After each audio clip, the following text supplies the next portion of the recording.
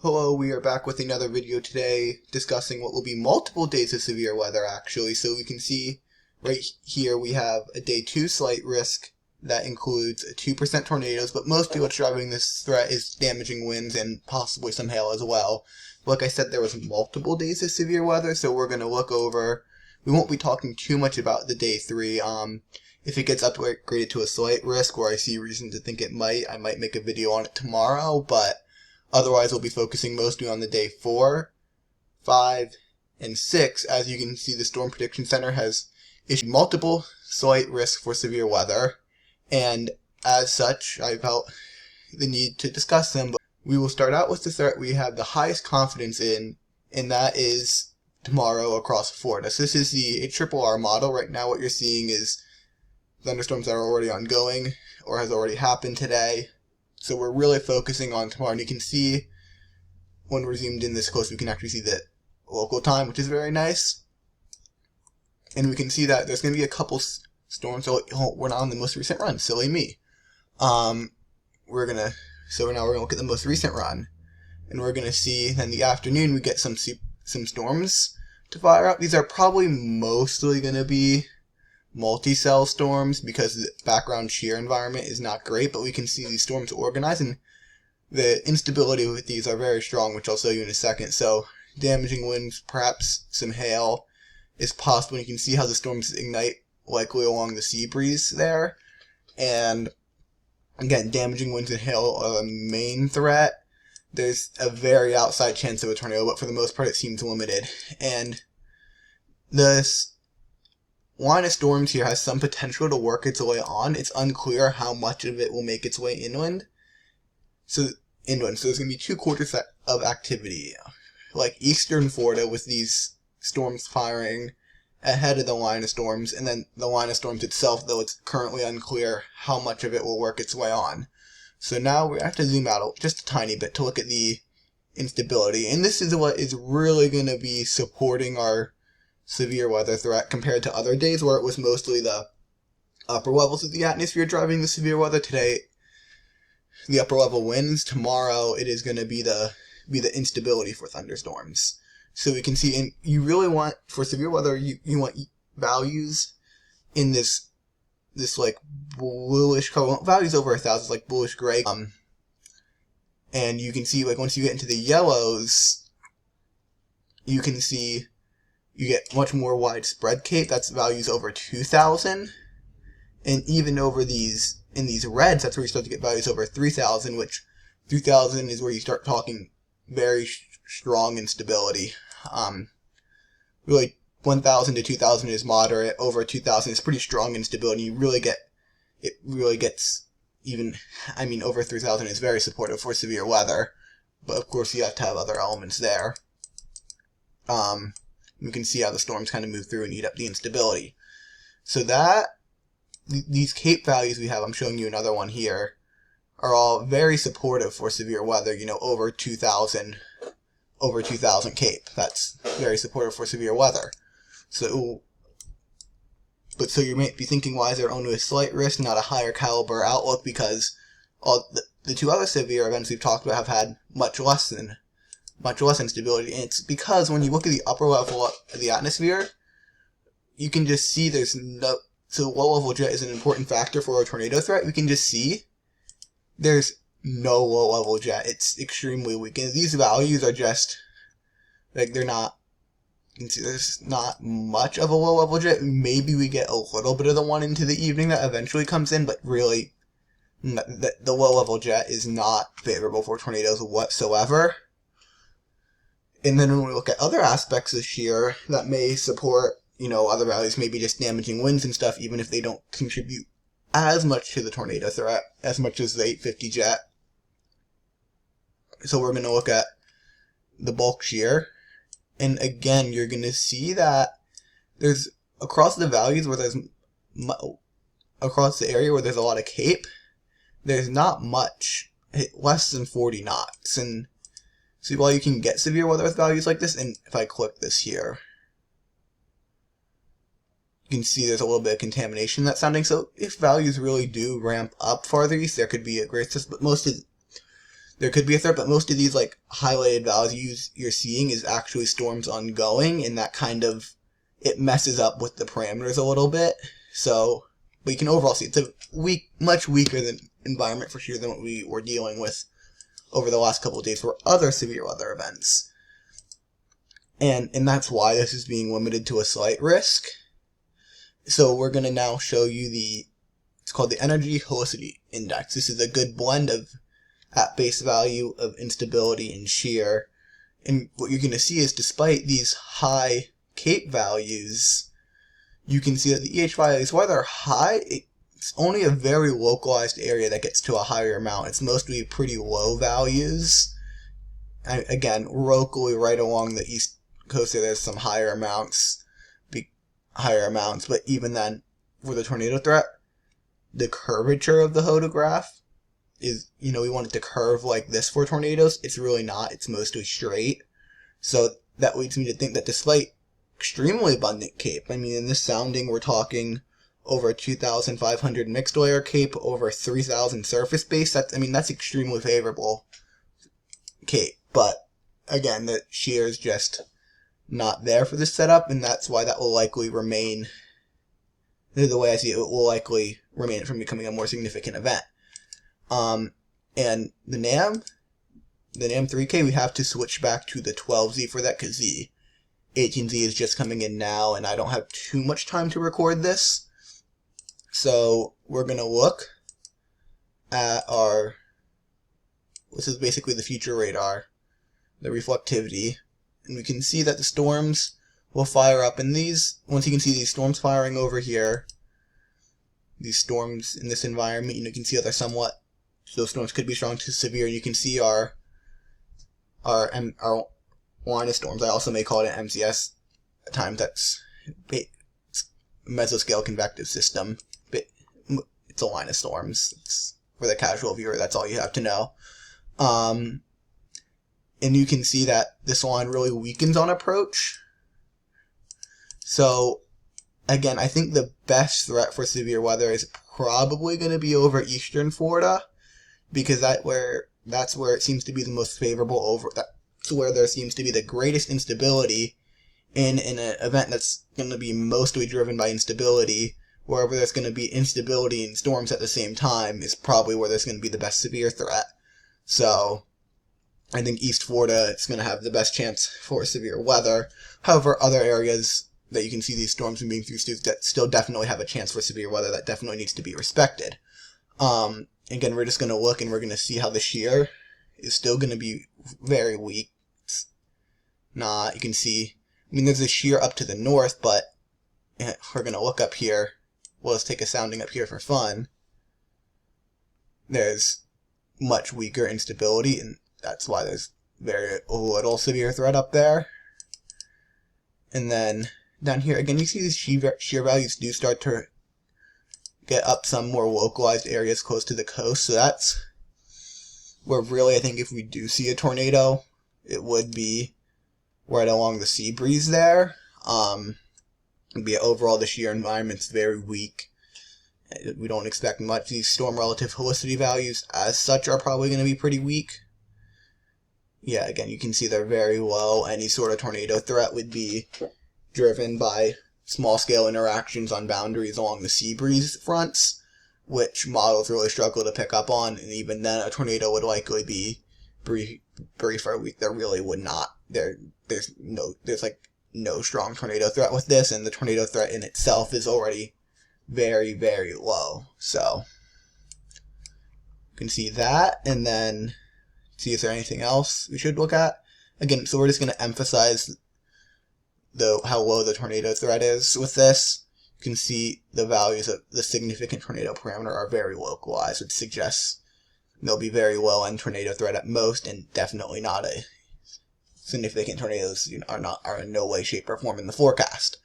So now what we're going to do is we're going to look at our day 4. So just for a reminder where that is, that's going to be mostly in Texas. So we have to switch over to a model I haven't shown you yet, probably heard of it though, the GFS. And we're going to go and zoom in on the south central United States. And we're going to be looking at our surface-based CAPE first. And this is going to be on Monday. And we can see on Monday, the instability, it's developing. And we get a pretty good CAPE axis. And something I will say is, while I can't guarantee this is the CAPE, again, that's a voice crack, can't guarantee this is the case, it is likely that instability could be greater than this because a lot of medium range models tend to underdo the instability. So, again, I can't guarantee, it wouldn't surprise me if the values get somewhat higher than this. So on Monday, we're going to take a sounding, and we're just going to see, the afternoon hours. You can see, again, the shear with this setup, again, is pretty weak. You can see straight line photograph, so that would likely minimize the tornado threat, at least at the moment, with this setup, and the CAPE looks pretty good, and so that's really what's going to be driving the severe threat again. Yeah, again, this is going to be very much driven by the instability, really for all these days. And we're going to check out our lapse rates. We're going to see if these do come in for this setup. And you can see there's very good lapse rates. So something that this is telling me is that if we get a supercell in this environment, it would definitely be capable of large hail. That large hail is over a quarter in diameter. This environment, instability-wise, is in like thermodynamics, which basically is just a broad term for the fuel for thunderstorms. So thunderstorms, that's the thermodynamic environment is going to be very favorable for hail. However, I'm not quite sure what the shear is going to be, because you also need a good bit of shear to organize to get supercell thunderstorms, which is the best type of storm to get hail. And you can see you have some values a little better than what we had on the other days, but overall, a little better than what we had, or I guess will be having on the 2nd tomorrow across Florida. But overall, low, which again is going to be the limiting factor for this event. The shear values are not great, so if you could get a supercell to form in this environment, you could probably be dealing with large hail to perhaps even very large hail, which is defined as 2+ inches in diameter, but again, that 2+ inches is conditional upon an isolated supercell developing, which is very unclear whether that will happen this far out. And the moisture return for this event looks to be pretty good. I mean, mid-60s dew points, that's pretty good. And you can see our dry line here, and this is likely what's going to act to initialize storms. So, storms will form here, and then they'll march off to the east. And we're going to try and see that, but this is a lower res model, so it will be difficult. We're going to look and see, let's get past it a little bit.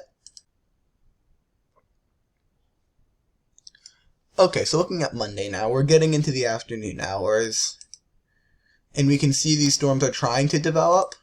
Again, this model isn't the greatest at projecting convection, so definitely do not take what you're seeing as this is going to happen, because this is a medium-range model. Medium-range models very much struggle to show how storms form, but we would expect, based on what we see, some storms to fire along the dry line. That acts as a forcing mechanism. Something I'm going to check and see is if there's a capping inversion, which is warm air. So what a capping inversion is, normally in the atmosphere, temperatures cool aloft. A cap or a capping inversion is when temperatures actually warm aloft, and that suppresses updraft development. So we're going to check and see surface-based CIN. That's the abbreviation for the surface-based cap. And we can see, so this is in the morning. Normally there's a lot of cap in the morning. You can see how, but still in the afternoon, there's some of this lingering cap or convective inhibition. And if we check a sounding here, let's just see for fun, we're going to see that inversion aloft. So that's really going to struggle to get storms, or especially surface-based, which is what you need for a tornado and damaging wind threat to be maximized. For a damaging wind threat to be maximized and to really even have any sort of tornado threat. We can see in the afternoon, though, this cap does erode. according to the latest run of the GFS. However, there is still some uncertainty because we can still see there's these values here. So I would think that along here, yeah, this is east of the dry line, so I would think we're going to look back to see exactly where that dry line is at 21Z. But I would think that we could get storms to initiate along the dry line here, so 21Z.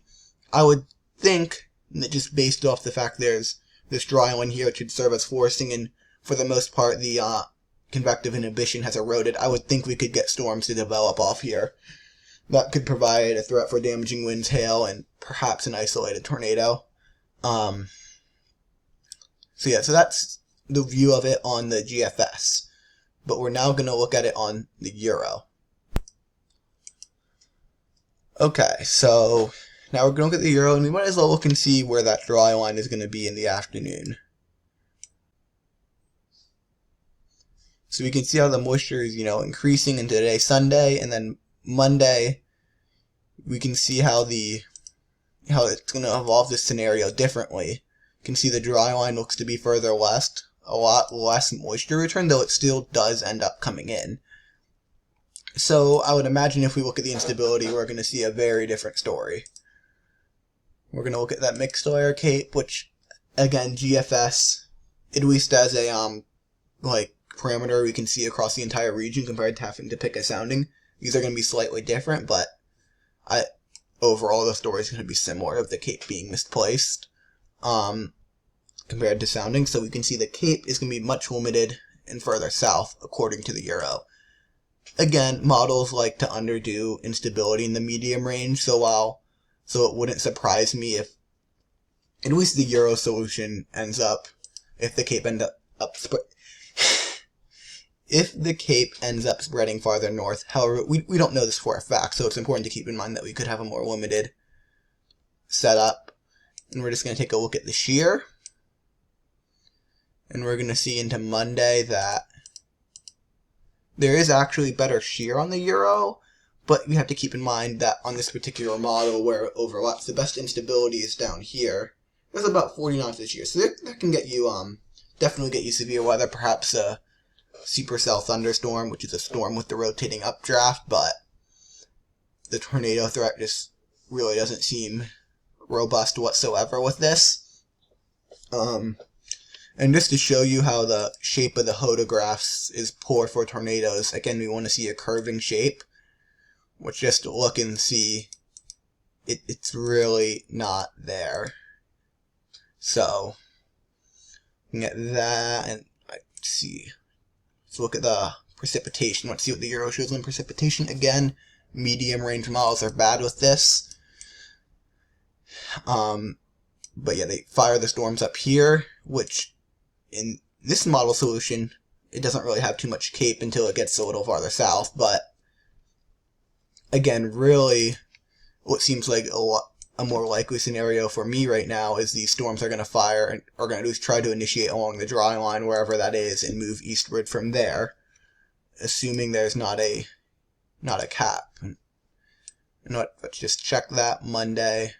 There's the mixed layer cape. A cap is different than the surface-based one, so we're just gonna actually check a sounding for that.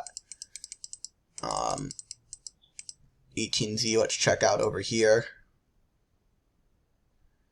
You can see there's not really any inversion, so we'll just wait.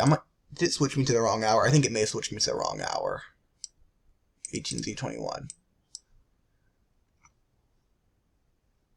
Okay, yeah, you can see there's no convective inhibition. Well, very minimal, but nothing significant. So, again, a lot of uncertainty in what I'm going to be talking about on the day 4 through 8, but given the SPC making an outlook on it, I felt the need to at least try and cover it. And now we're going to be we're going to switch back to the GFS. Well, actually, I'm lying. We're going to go to the GFS ensembles now, because we're really getting into the uncertainty range once we start to discuss this day 5 and 6. So we're just going to go for a national look quick and see the surface-based cape, how it tries to develop. So this is, you can see the ensemble guidance for this, and you can see GFS is pretty confident in that instability is going to develop. These are all the ensemble members, and I should clarify what a ensemble member is so the main run, what I've been showing you is, taking all the observations that we have and carrying them out. But what the ensembles say is, if this is just a little bit different, here's what we think is going to happen. Because it's going to be very difficult to get perfect observations of storm systems several days out. So the ensemble says, is it just a little bit different? This is what's going to happen. So, and then all the ensemble members, this is the mean of all of them together. So we can say that the GFS itself is pretty confident where that instability is going to develop on that. But then we're going to move into Tuesday now, and we can see how these only show us 6 hours. It can be kind of hard, but we can see that we have this pretty big instability axis, right? And now we're going to look aloft, and we're going to look at the overall shear. So let's see, Tuesday, 18Z. Again, I can't take a sounding because this is an ensemble mean, but you can see there's relatively decent shear, nothing incredible, but decent shear overlapping this. We've done this, and then we go into, switched hours, we're going to go into 0Z. We're going to see that shear kind of gets ejected off to the east. So we can see there's going to be moderate to strong instability, and there's going to be some shear. So that's definitely something worth watching, just so we can see what the ensembles are saying for a more broad view. Now we're going to see what this particular GFS run says, because I still think we should look at it, but again, just to show you the ensembles, because there's a little more uncertainty this farther and farther we go out. So we know this event's going to be relatively in the southeast, so we'll zoom in there. So let's go Tuesday, get into the afternoon hours. You can see this very robust CAPE axis develop. CAPE, surface-based CAPE of over 2,000 develops, but, so we're just going to check out sounding in here. You can see all these robust CAPE values. There's not really a significant tornado threat with this sounding whatsoever. This is actually westerly surface winds. That's not really making too much sense. What you would want for severe weather, you want southerly surface winds. So yeah, there would be no tornado threat with that. So what we're going to do is we're just going to look and see where the storms are with this, and try and see what the environment is looking out in front of that. Just to see. You can see there's this line of storms Tuesday, and it's much farther east than what the Storm Prediction Center's outlook is. So that's something that's interesting. And here, if this were to evolve, you see still southwesterly surface winds, but southerly. So that makes sense with the cold. That just makes a lot more sense now, because the southerly winds will pull in the moisture at the surface, and there's those turning winds aloft. So if that were to verify, that would have some sort of tornado threat. I would agree with that. So I'm just going to try and check and see if there's like a cold front what's providing the lift for these storms. And you can see there's not really a distinct cold front, so this is probably a subtle, what's called a prefrontal convergence band, which is prefrontal confluence band, which is basically just a subtle band of forcing, and that can get storms going in the open warm sector. So there's really a lot of uncertainty to do with where the storms are going to be, where the instability is going to wind up, and how that, but overall it seems likely that there will be a severe weather threat, again, why the Storm Prediction Center has outlined that.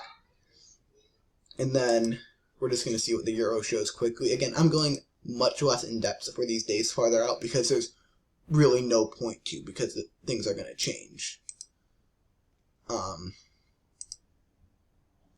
Euro, we can only really look at the bulk shear on that, so that's disappointing. So we're just going to have to look at the main run. Again, we're getting pretty far out here, so Monday into Tuesday. You can see Tuesday, there's the Euro, again, shows a lot less instability. Recent checker sounding here. Again, those westerly surface winds, so I don't really see how there would be much, like, that's likely behind whatever's causing storms to initiate, despite, a somewhat favorable environment for severe weather. So again, we're just going to try and look and see where these storms initiate. You can see there's this blob of showers and storms here. Maybe this here is what would be probably bring our best chance of severe weather. Again, actually a decently shaped photograph. Not the best directional shear, not the best cape, but like that seems to be that this line of storms. Maybe it's a little farther. At least purely what the models are saying right now is they may have shifted east since what they said this morning, because the threat, at least according to these two models, is farther east than what would explicitly make sense based off the Storm Prediction Center's outlook. And again, these things are very uncertain at this range. We'll just have to watch and see how they trend. And then we're just going to take a quick look at day 6, you know. This is kind of more just like a, hey, severe weather's on the way, compared to exactly where and how substantial. So you can see, just for reference, where the day 6 outlook is. And now we're gonna stay national for now, because to see exactly where the GFS develops the instability and other things. And we can see on Wednesday now, you can see the instability axis pretty good. I'm curious to see if that's the cold front right there, and that's what's cutting off the instability. It probably is, but could be wrong. Yeah, that's the cold front. So we know there's going to be storms right along that cold front. That's like a foregone conclusion, given the fact that there's a nice moist environment ahead of it. So you can see the storms right along there. Again, global models and medium range models will struggle to pick up on those storms, but given the instability and at least some shear in place, we're going to zoom in a bit closer now that we know exactly where it is. So we'll go Ohio Valley. Wednesday, 21Z. Let's see exactly where that cape is again. Wednesday, 21Z, 18Z. And again, 21Z is around peak heating, and 18Z is like right around noon, roughly. That might not be the exact perfect time, but you know, generally 21Z is peak heating, 18Z is a little earlier than that, and then 0Z you start getting into the evening hours. That's kind of a general synopsis to look at it at this range. Again, exact hours at this range don't really matter. So you can see the storms are going to fire along the cold front, and so let's see. So Eastern Tennessee, let's look at that for 18Z. Let's see how much shear there is according to this model run.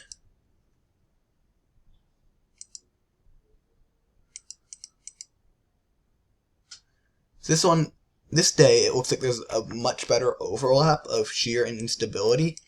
Again, we're 6 days out, so it's very unclear what will end up evolving, but one thing I am kind of noticing is that the photographs, like the winds are southwesterly even at the surface, so the directional shear isn't going to be that great for this setup if it stays the way it is.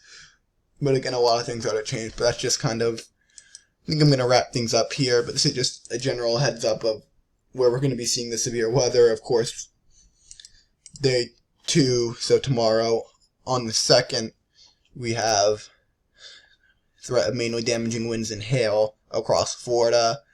And then day 4 across Texas, there's going to be a chance of all modes, but damaging winds and hail are the threats we're the most confident in right now.